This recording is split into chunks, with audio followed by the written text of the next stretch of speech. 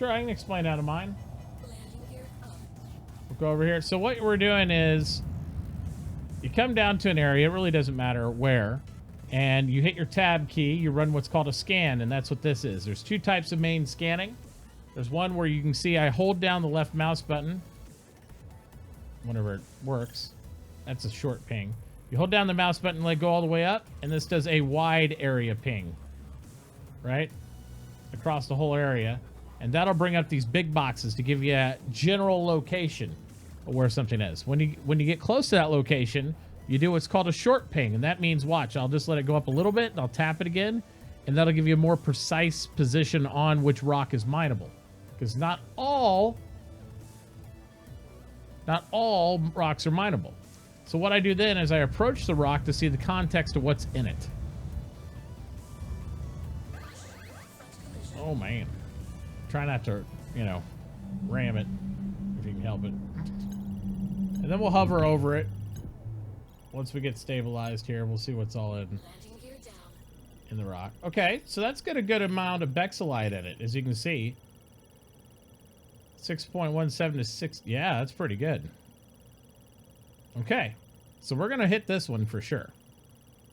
So then we hit tab, get off our scanning, and we bring out our mining laser.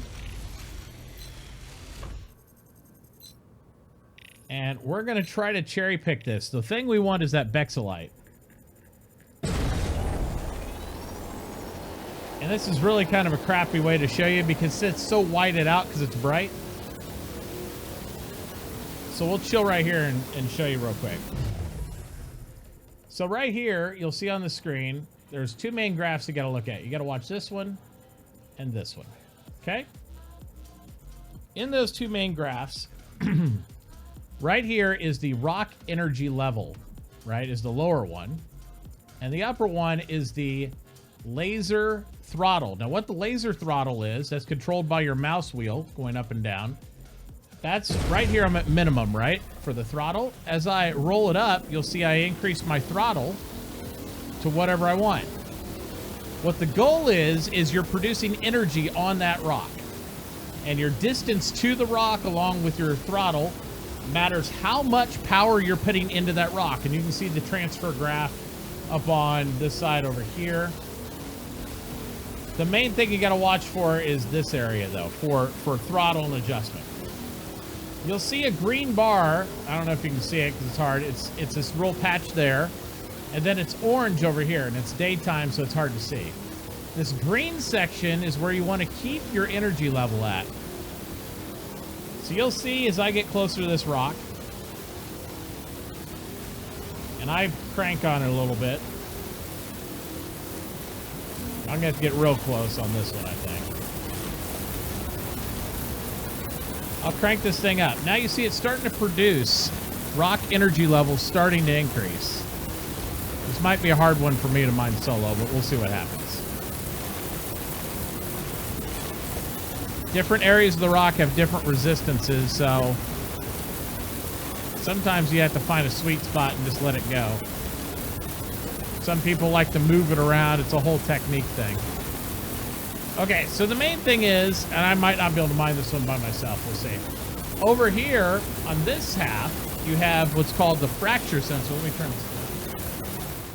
Because the laser's so goddamn loud. The fracture sensor that's the top bar. And that top bar right here is what you want to get all the way full, right? Once it completes itself, that's when the rock will break apart, okay? The bottom bar is your danger bar, right? This is the overcharge sensor. You want that to stay at 0. If I have this little white line as it fills up this bar here, if it goes into this red area, it'll start filling up the overcharge.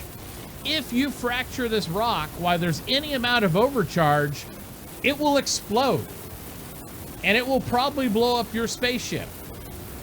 So you want to keep the overcharge all the way to 0, and you want to get the fracture to 100%. And that's the gameplay of how to mine in a nutshell. The challenges you'll face are if you're getting overcharge on it, the overcharge reduces back down very slowly. You have to shut off your laser, forget about the rock for a while, and come back to it. Now, there's a lot of techniques you can use in mining. You can sit there and wiggle the laser. Some people like to wiggle at a certain part and they'll make it go up faster. The problem is it's not a straight curvature line when you're mining. So you'll see it's slowly going up here, but like there'll be pockets in the rock that are like blowouts and stuff that you don't see. So it might be going really smooth going up and all of a sudden jump up on you. So you have to be able to react to that. You can't AFK this shit, right?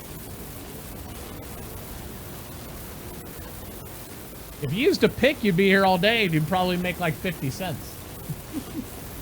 But that's what I'm saying. So that's the best way I can sum it up. Somebody clip that and we'll post it later for people to watch. But that's the summary. If you got any other questions, I'm happy to answer. But some of these rocks require 2 people to mine. If you're doing dual mining, then you have to have one guy maintain a laser on it while you mine with the other laser, right? And then you adjust, leave them static so you can make those calls, but you're both risking your ships. Hopefully the one guy knows what the hell he's doing.